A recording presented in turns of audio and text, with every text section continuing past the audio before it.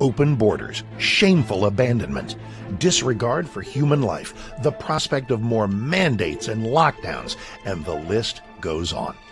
Now more than ever, we need to stick together. Voting alone is not enough. We must use our dollars to support like-minded companies that fight for our rights and beliefs. Patriot Mobile is America's only Christian conservative wireless provider who shares your values. Last year, we gave more than $500,000 to conservative causes. With your support. This is Kentucky's Voice Radio, covering the latest state and local issues with Tom Fallbush, Bob Scott, and Jim Waters. And welcome everybody to Kentucky's Voice. I want to call in sick today because obviously I have to talk about Trump and Massey and all those other things, and I don't like talking about that. I don't want to talk about that. I like talking about state politics. You tune in and listen to Kentucky's Voice. Specifically, you tune in to listen to Andrew Cooperrider when he hosts Kentucky's Voice on Wednesdays to hear about what's going on in the state. But unfortunately, or fortunately, whatever you want to see it, Trump's come to the state today. So I have to talk about that, but I'm hoping perhaps the subject I want to talk about before that, maybe you all find so interesting, you don't want to hear me talk about more national politics issues because you want to talk more about what is going on here in the state, because there is big movement going on a specific bill, House Bill 900. Now, if you want to get in your text, I'll take them as they come in today, specifically so I can delay me having to talk about national politics as much as possible. And that text line number is 502-571-0970. Once again, that's 502-571-0970. Because our first topic today, House Bill 900, to give you the overall summary real quick, the House of Republicans here in the state just voted by like 83-17 to approve spending $801 million over the course of 2 years, so $400-ish million a year, $801 million over the course of 2 years on, we don't know. That's right. We have no clue. I can't tell you what they're spending this on. I can't tell you if it's good spending, bad spending. I can't tell you if this is how our tax dollars should be used or not how our tax dollars should be used, because they just passed something without even knowing what's going to be in it. Now, granted, the way the system works, eventually, they will be able to, if the bill should change, it's supposed to change, they will at least get an approval vote on it. But I'm sorry, I have a big problem. Anytime we're passing hundreds of millions of dollars of spending and we don't know what the plan is for it exactly. What are we going to spend it on? What is this? This is a one-time spending bill out of the Budget Reserve Trust Fund. They do this every 2 years now. And the process they're taking this year for some of their spending bills is quite interesting. But this $801 million House Bill 900 is literally they just passed a framework to spend $800 million. You could go ask your legislator right now. Chances are they probably voted for it. And say, hey, you guys just passed spending $801 million. What are you going to spend it on? And they'd be like, I don't know. Stuff? Why are you so worried about how we're going to spend $800 million? Don't you want to be, distracted by the Thomas Massey Trump feud going on and the rally that's going on today? Don't you want to ask about that instead of asking about, the $800 million we just approved to spend on who knows? Doesn't that seem more interesting to you? That's what they'll tell you. But guys, we're going to work through this and we'll look at what they spent a similar spending bill on, real similar to this, last 2 years when they did it again, when they passed a one-time spending bill like this before. What did that money end up going to? Maybe that might give us some indication what this $800 million is going to. But you're going to want to get in your questions, your texts, your comments. I'm going to want you to get them in so I can delay doing the thing I don't want to do. You know, my mama always said, if you don't want to do something, put it off for as long as possible, and then maybe it'll go away. She never said that, of course, but I live by that motto. So our text line here is 502-571-0970. Once again, that's 502-571-0970. The Kentucky Voice text line. Get them in. We're going to be discussing House Bill 900 spending $801 million on we don't know what when we get back.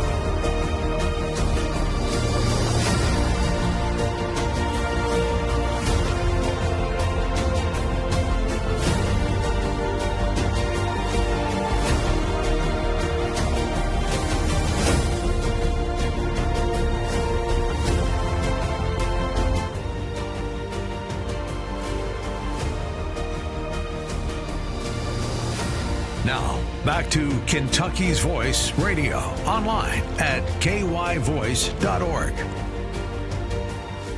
And you're back on Kentucky's Voice, your host for the day, Andrew Cooper-Ryder.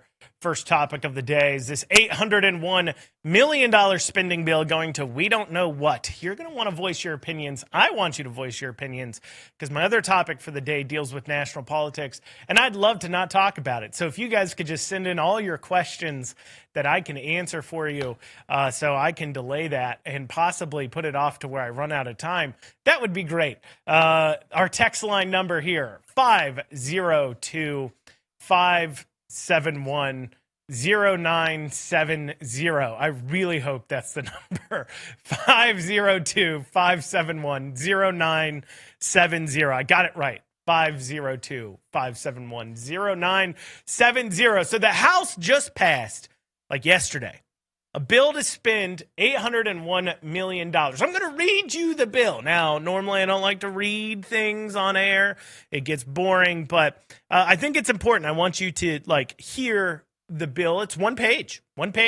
You think spending $801 million might be a few more pages.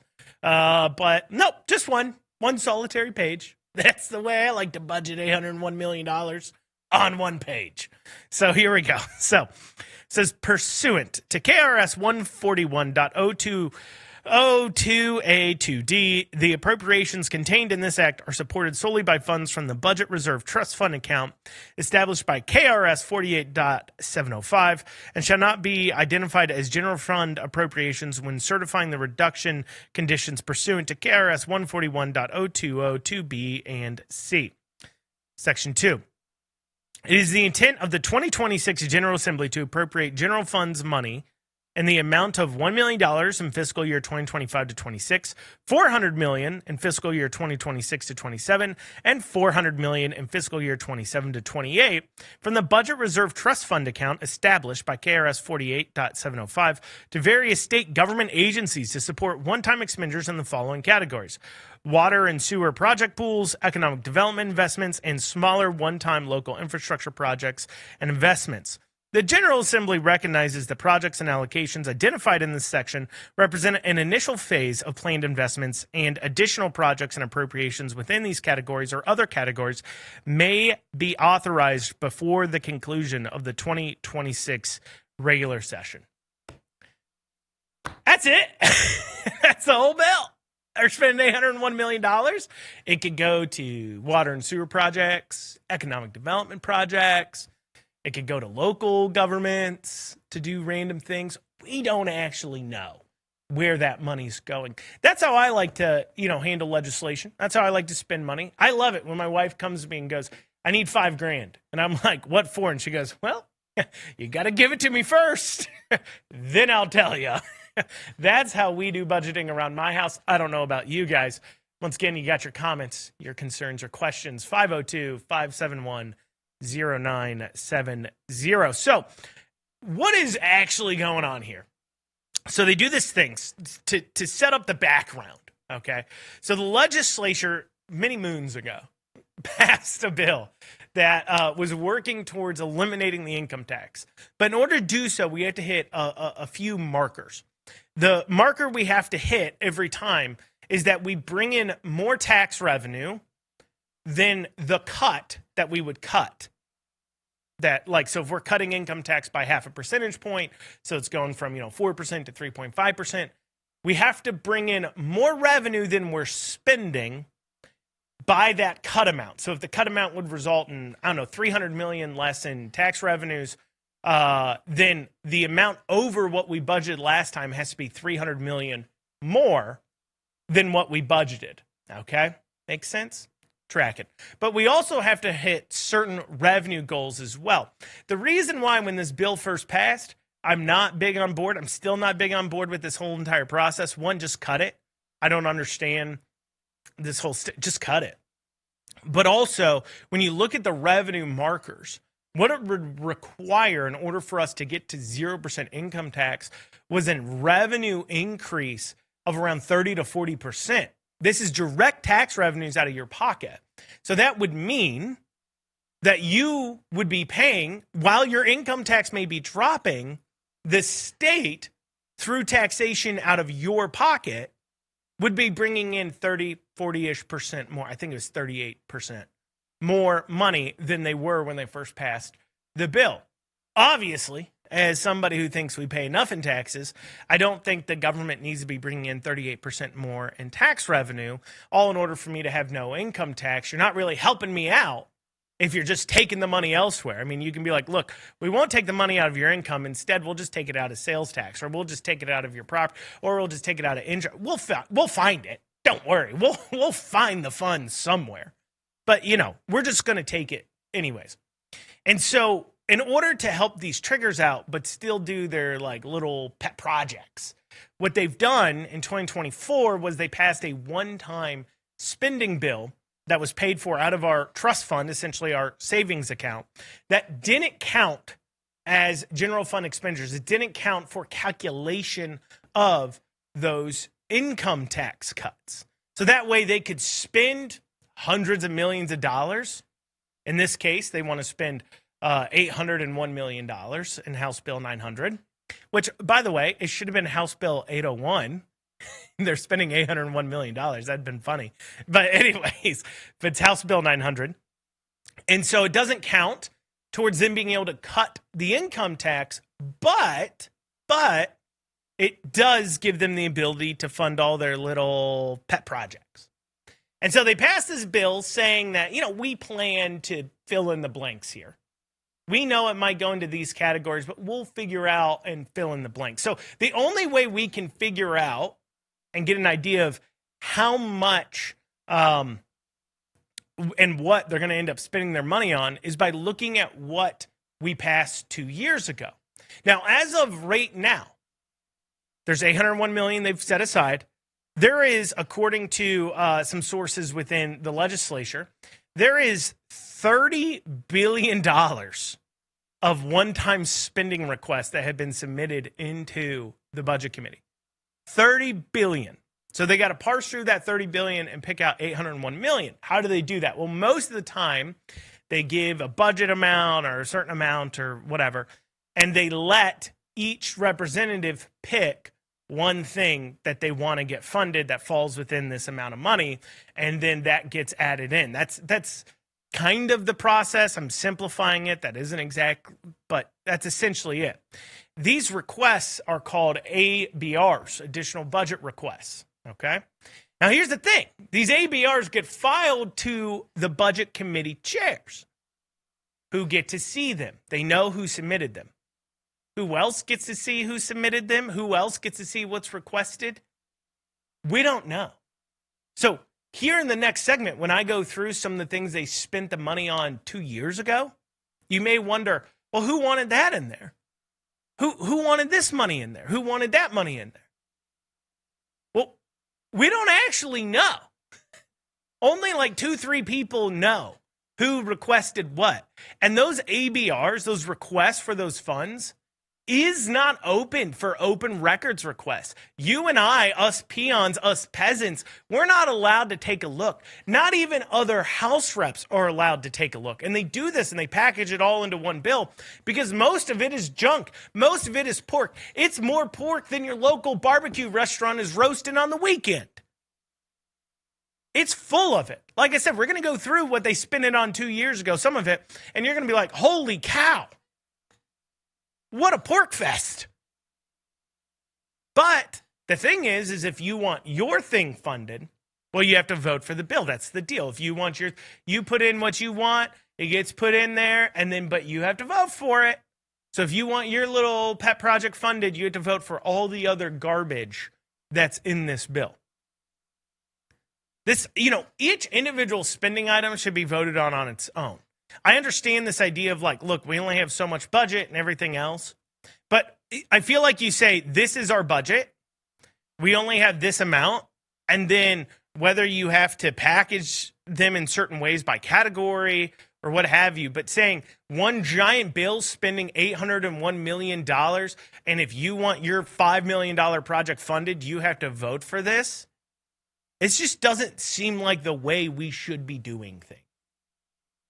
It doesn't seem like it really involves, a lot of input from the citizens. How can it?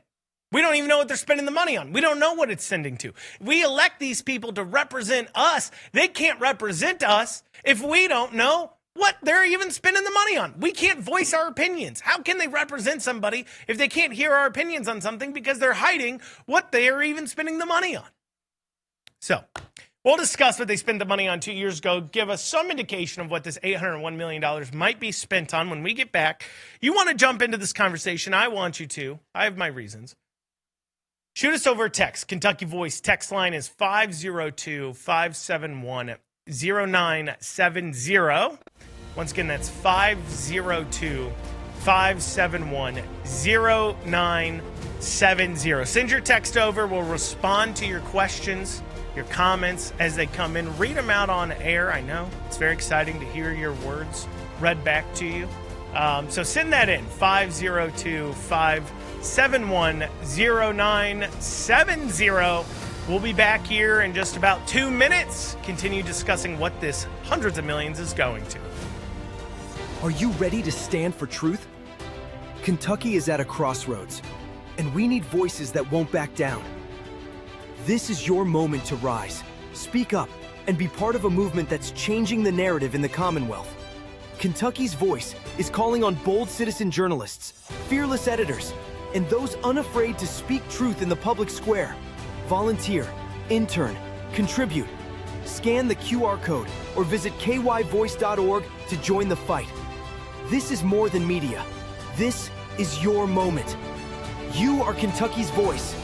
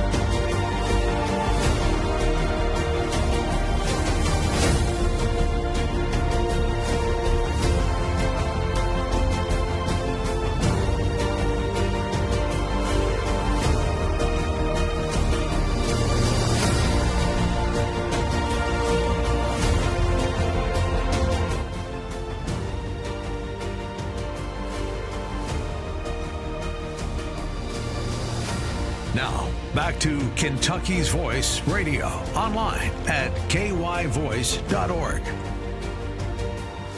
And you are back here on Kentucky's Voice. I'm your host today, Andrew Cooper-Ryder. Right now, we're discussing this House Bill 901, which spends $801 million of your funds on we don't know what.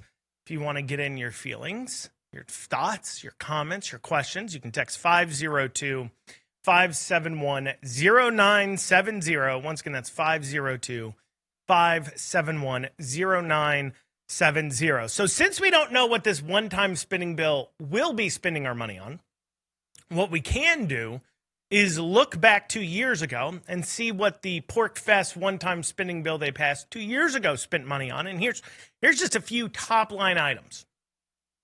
Top of the pile here. Here you go. They spent $10 million to build a movie studio soundstage in Louisville. That's here in Louisville. $10 million. You know that, what is that? The Gardens or whatever. It's, you guys know, Louisville Gardens, whatever. To build a soundstage for movie studios. $10 million of your taxpayer funds.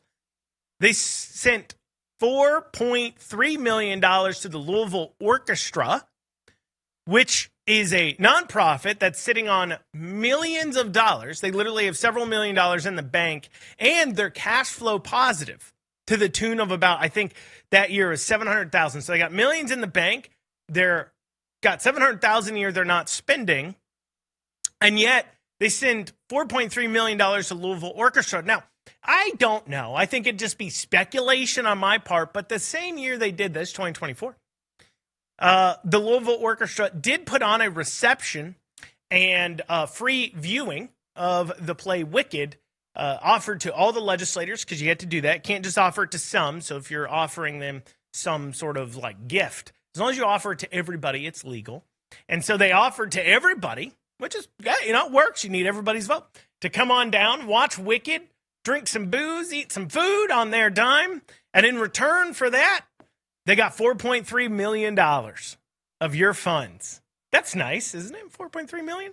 Now, never mind the fact, not only are they cash flow positive, not only is the Louisville Orchestra sitting on millions, but, you know, some of the things they're doing with that money that you're giving them, $4.3 million, includes teaching social justice rap classes. Yeah, that's right. Classes that teach kids how to rap about social justice issues. $4.3 million.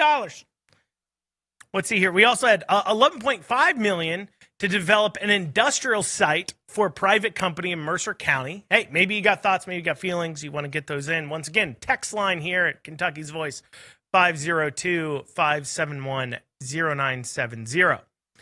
They spent $100 million in order to support approved mega development projects of at least $10 million for private companies.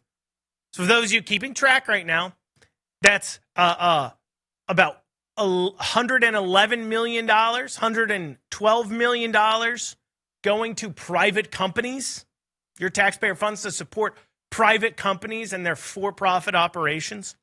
Anyways, they spent $62 million buying property to be given away to private developments. So where are we at here? What is that? What, 173 million?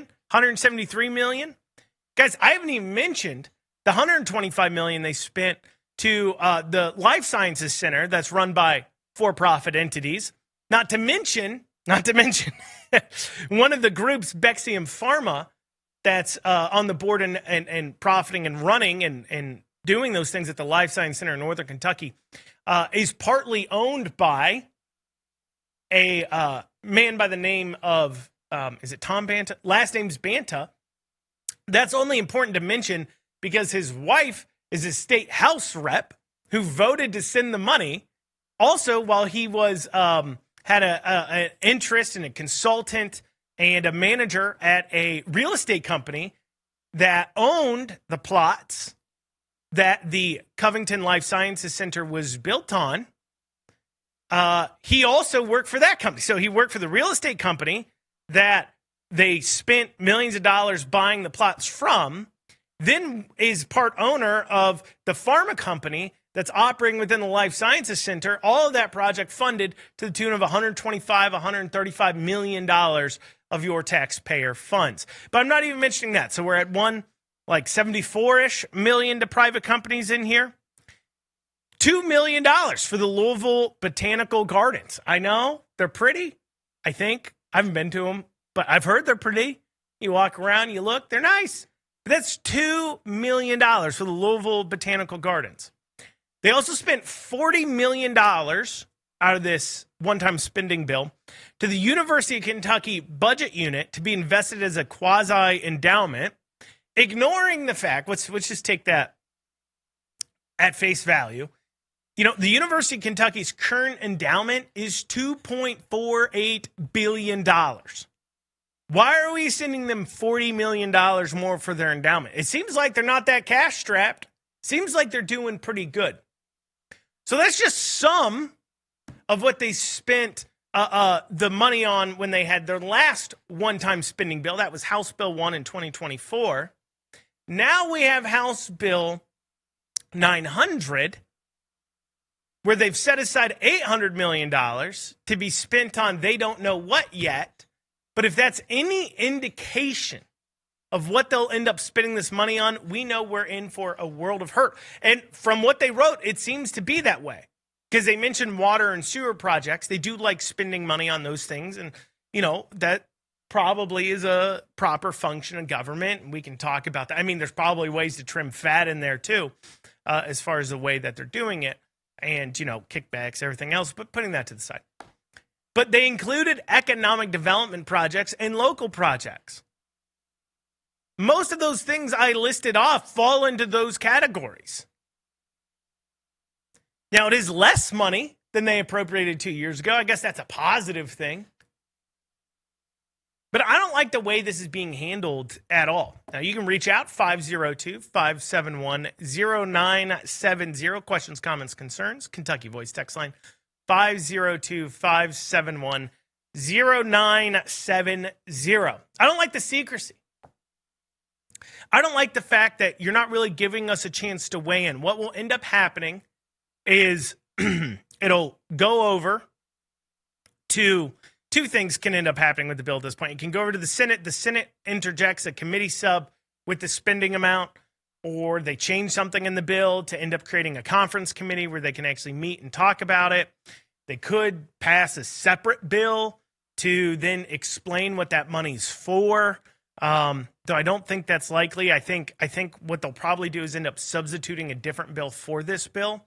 But they're running on a time crunch. That's part of the reason why they're doing what they're doing, is because they're just running out of time. I mean, it's a 60-day session. They have to be out by, I think is it April 15th or May 1st? It's one of the two, April 15th or May 1st. So they're running out of time. They only have about 30 days left or so. I mean, they're over halfway through. We've already hit the filing deadline for any bills, which also leaves the question, what do you guys do in your off time as legislators when you're not in session? So they're in session the first, 3-4 months of the year.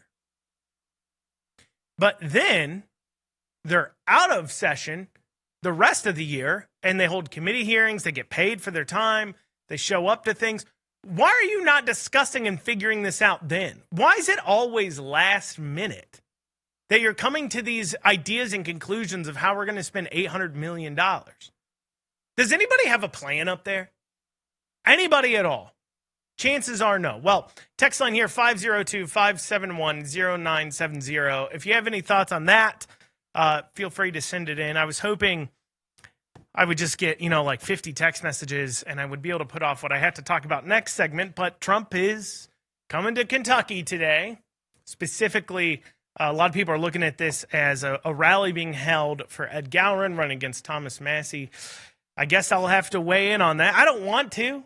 I like to talk about state politics. I like to talk about state issues. I'll go into why as I go into just some breakdown of it. But hopefully, all of you still love me afterwards. I think if most of you are upset and most of you also like something I said, but you're also upset with something I said, I probably said something close to the truth. But When we get back, we'll discuss here on Kentucky's Voice.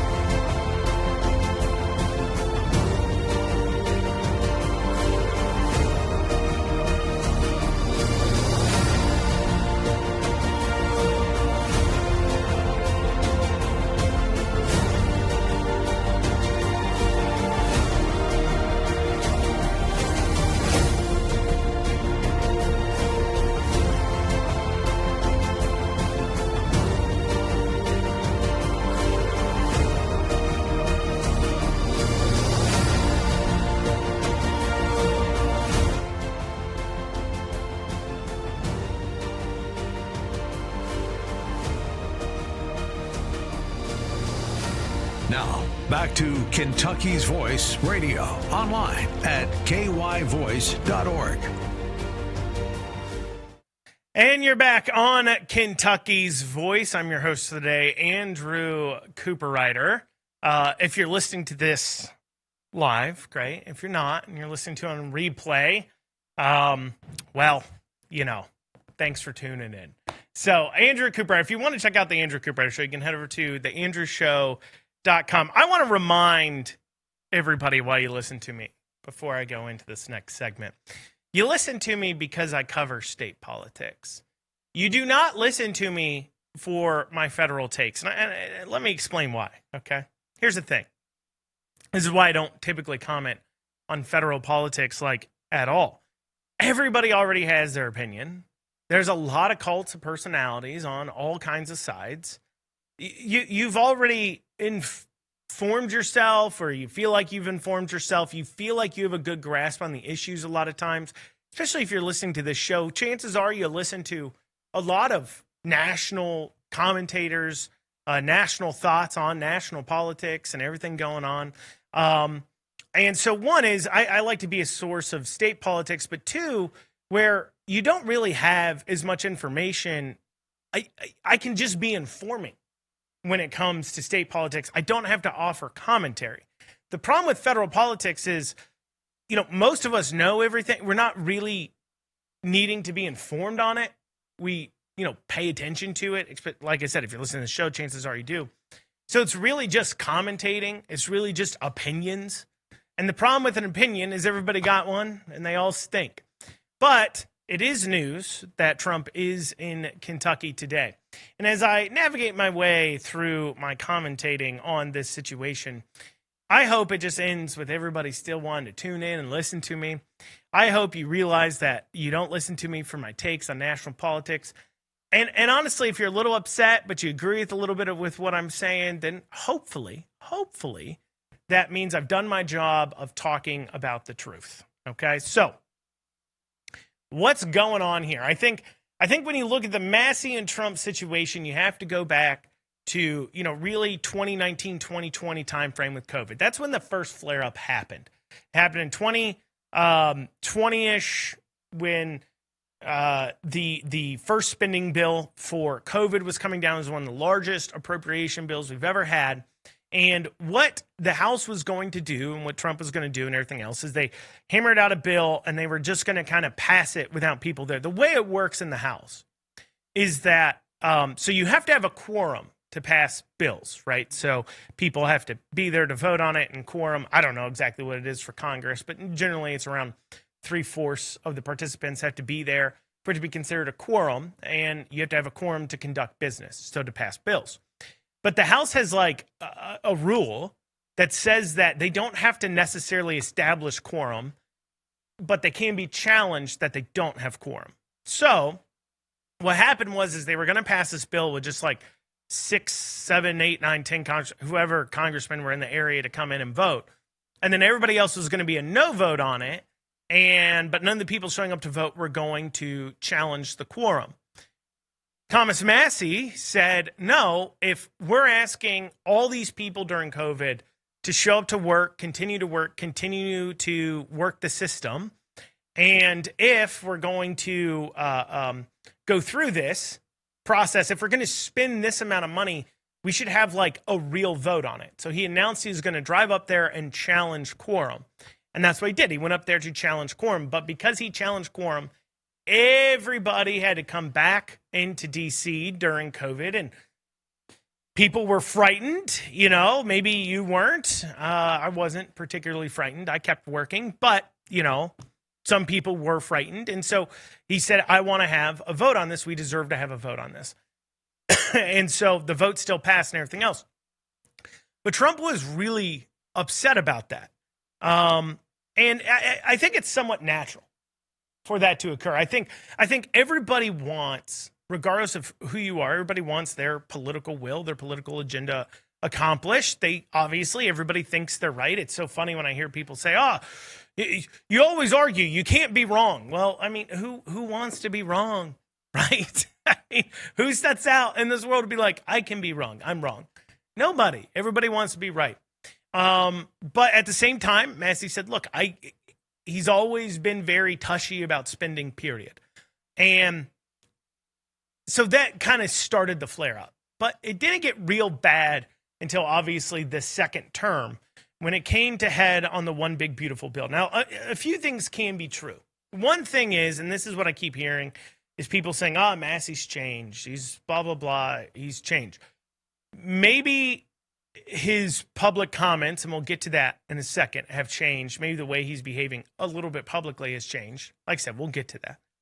And a lot of that, I think, though, that change has to deal with the fact you're in a competitive race.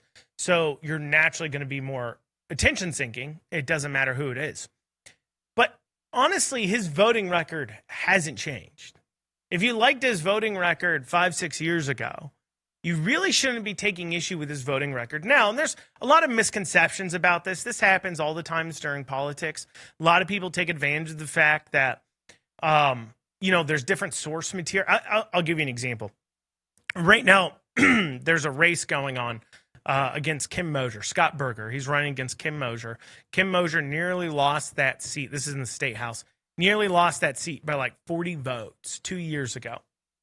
And she's been hit heavily for being corrupt and doing the bidding of the hospitals and being super supportive of certificate of need laws, et cetera, et cetera. So with that in mind, she was hit real heavy and she realized she's going to lose. So she's changed up, at least this year, how she's voting. It's actually remarkable how much she's changed what she's voting. Like the way Kim Mosier's voting now would make Kim Mosier 2 years ago be like, what the heck? Now she's only voting that way because she's in a competitive primary. We know this. But a part of this is all taking advantage of everything you can politically. So I don't think a PAC that's supporting her put up this website attacking her opponent, Scott Berger.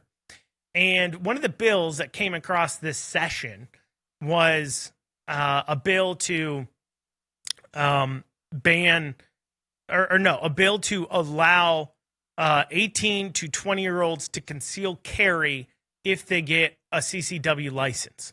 Now, right now in the state, over 21 gets constitutional carry, which means you don't have to have a CCW in order to carry a gun concealed. This is about expanding that out to 18 to 20-year-olds, but they have to have the CCDW. Now, a lot of people would say, look, you have your right to bear arms, you turn 18, You deserve to have the same rights as somebody who's 21. Your age makes no difference. Once you're an adult, you don't get your constitutional rights, divvied out to you over time. It's not like, well, you can't vote till you're 30. You can't, own property till you're 25. You get the freedom of speech at 22. You get guns at 21. That's like not how our Constitution works. Either you get them or you don't. And so proponents for the Second Amendment, such as myself, would say, look, if you're over 18, you should have the same gun rights as somebody who's over 21. Okay. So they passed this bill. Now, the bill had, like I said, it was requiring a license for you 18 to 21. Well, Scott Berger took an issue with the bill, not because he has a problem with 18 to 21-year-olds owning guns, the exact opposite.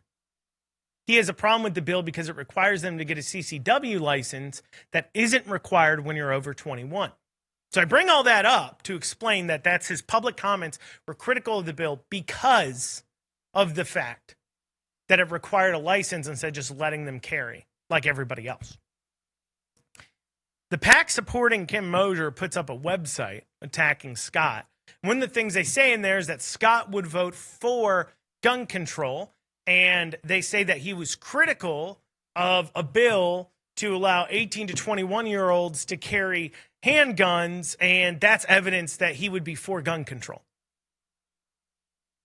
Now, is it technically true in the statement that he was critical of a bill to allow 18 to 21-year-olds to carry guns? Yes, that is technically true. Okay? However, he was critical of it because it didn't go far enough. And so what they're relying on there is that you're not going to go look at the source material. And what you're just going to do is go ahead and say, well, they said this about him not being pro 2A, so I'm going to take it at face value and believe he is not for the Second Amendment. That is how campaigning works. And I bring that up because one of the things, for an example, in the early attacks on Massey, and there are, I think, attacks and reasoning that I do think have merit when it comes to Thomas Massey. I do. I just don't think it's here. I don't think if you had no problem with his voting record 6 years ago, you probably shouldn't have a problem with it now. So an example, and this is something Trump, I know, put out there, was that, he voted for all of Biden's budgets, but he won't vote for my budget bills.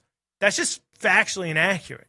He didn't vote for a single one of Biden's budget bills. The only bill he ever voted for that involved spending under Biden was the raising the debt ceiling, and he voted on that as a part of the Rules Committee, and he only voted to allow it to come to the floor in the Rules Committee because there was a promise in there that if they had to keep doing continuing resolutions for their spending bills, it would indicate an automatic 1% cut across the board. So everybody's budget get cut 1%. So yes, he did vote for expanding the debt limit under Biden, something he didn't vote for before, but he only did it because part of the deal was that, the next time around, if we do a continuing resolution, we would get a 1% spending cut. So what he really voted for was a spending cut. But the relying on the fact that you just don't realize that is what happens in politics. It's the same thing as, if you have a problem with Thomas Massey and his war resolutions to stop kinetic actions against countries, this isn't a Trump thing. His first year in Congress, he put forward a resolution to stop Obama from bombing Egypt. That's not new either. So he's always had a problem with spending, regardless of who's in office. He's always had a problem with war, regardless who's in office. Now, there are true attacks on Massey that you can take issue with. We'll discuss that when we get back. But also, you do have to look at who is Trump supporting in this race. Who does Trump support across the board? Sometimes it's not that great. Sometimes it is. Sometimes it's not. We'll discuss when we get back here on Kentucky's Voice.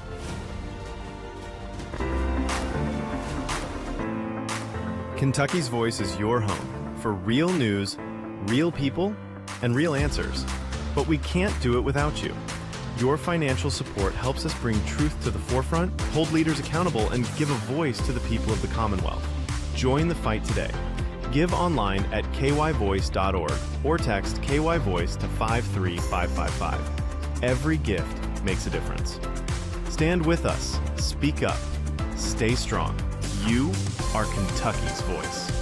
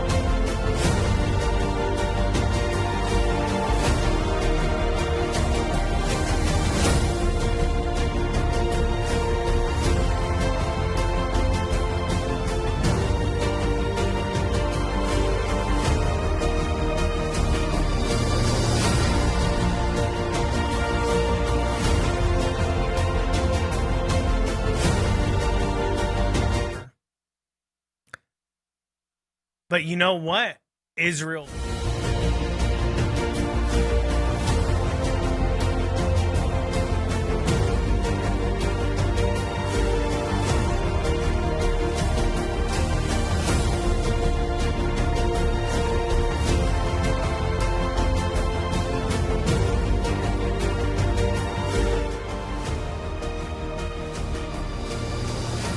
Now, back to Kentucky's Voice Radio, online at kyvoice.org. And you're back on Kentucky's Voice, your host for the day, Andrew Cooper, discussing the fact Trump is in Kentucky today, supporting Ed Gowron against Thomas Massie. In the last segment, I kind of just spoke about, look, you know, you can have your issues with Thomas Massie. And I think there are reasonable issues to take with Thomas Massie we'll get to in a second. If though you're going to claim like, oh, he's super changed, I super supported him, but now he's a rhino, look at how he's voting.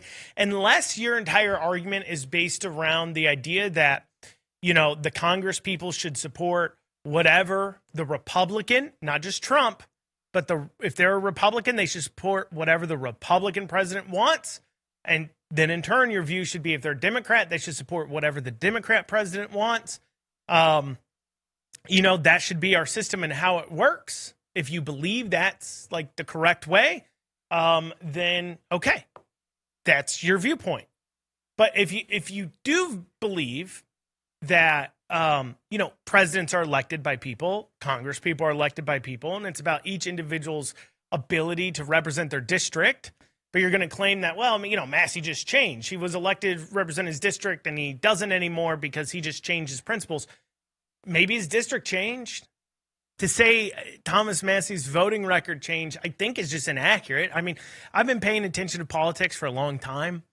The intricacies of some of what goes into it, reading direct sources, reviewing voting records, even at the federal level, I don't see that change. You know who has changed, though, is these establishment hacks. They have changed. In 2015, 2016, they wouldn't touch Trump with a 10-foot pole. In 2016, after Trump won, many of them were disgusted. We think of the types, the McConnell, the turn up their nose at it. How dare the rabble get somebody like Trump elected? We can't stand that. But when they saw, politically speaking, as more expedient to pretend to be these giant Trumpers, what do? Well, they jump on board. And then they pretend to be the Trumpiest Trumpert who've ever trumpeted. Even though I know they don't like him at all. It's just what's politically expedient at this point. You can look at the Senate race. You can look at people like Andy Barr. sitting there saying, I'm so Trump, I'm pro-Trump, I'm the most pro-Trump guy that's ever trumped. Yet after January 6th, he goes on air talking about how Trump's to blame. It's Trump's fault. Why? Because he and McConnell and the other ridiculous individuals blamed Trump for January 6th and believed that that would be Trump's political end. It was now safe to attack Trump. It was now safe to not be on board with Trump. But now, politically, again, it's expedient to pretend to be the Trumpiest trumpet who ever trumpeted. And they think you're all dumb enough to fall for it. I don't think you all are, but they do. They think you're dumb enough to fall for it. And so they're going to be the Trumpiest trumpet who've ever trumpeted. And the problem here is that in a lot of ways, sometimes Trump backs them up. For an example, take Lindsey Graham. He didn't like Trump at all. Honestly, still didn't really like Trump. What did Trump do? He endorsed him in that race. Why? Partially because it's politically expedient for him to endorse him. Partially because, honestly, Trump has a lot going on. Like, a lot going on. I don't think Trump honestly studies every single race that's going on around it and everything else. He relies on advisors. It's the same thing that, like, happened with One Big Beautiful Bill. You cannot look at the One Big Beautiful Bill and say that's 100% Trump's agenda. That's exactly what Trump campaigned on. That's exactly what Trump wanted to get done. You can't say that. I mean, do I need to remind you that during the campaign season, Trump's throwing out things like abolishing the IRS? But yet, you look at the One Big Beautiful Bill, had a lot of garbage in there. But what happened? Well, I believe Johnson went to Trump and said, look, this is the best bill we can get passed. This is the bill we have the votes on. It gets done some of your agenda. But this is the best deal. And Trump, of course, being a deal maker, says, well, if that's the best deal we can get, let's pass this. Let's get this deal done. Massey looks at the One Big Beautiful Bill and says, oh, that's a giant stink pile. I don't want to vote for it because it spends too much and it sets us on the wrong path and it's not going to fix our financial situation, which, by the way, gets a whole lot worse if the petrodollar collapses, but that's a discussion for another day. I don't like that direction, so I'm going to vote no. It's spending too much. That's pretty consistent for Massey. He always votes no on things that spend like a lot of money. That's pretty consistent. Now, if you want him to change that because of who the president is in office, well, then just say you're for a parliamentary system. Say you're for like the same system that like Israel has. I think Israel has it. Maybe. Or maybe Australia. You know, a system where, I think Australia does it this way. A system where you don't vote for people, you vote for a party. And then the party appoints all the people. That's like a quasi-parliamentary system. You just vote for the party you want in power, then that party gets those seats, and then they can appoint who they want to those seats. And if they get most of the votes and they end up as the prime minister, they appoint their prime minister, they appoint their cabinets, they appoint the people in the legislature that they want appointed. You don't vote directly on the person, you're voting for the party. If that's a system you want, then say that. That's okay. If you think that's more representatory of you. But our current system has an individual that gets elected by the individuals within that district. They elect a person, and then that person's supposed to represent them. If that person isn't anymore, then they aren't. But saying, well, you should just support this because the president supports this, that isn't exactly how our system works. It's supposed to be, a system of checks and balances.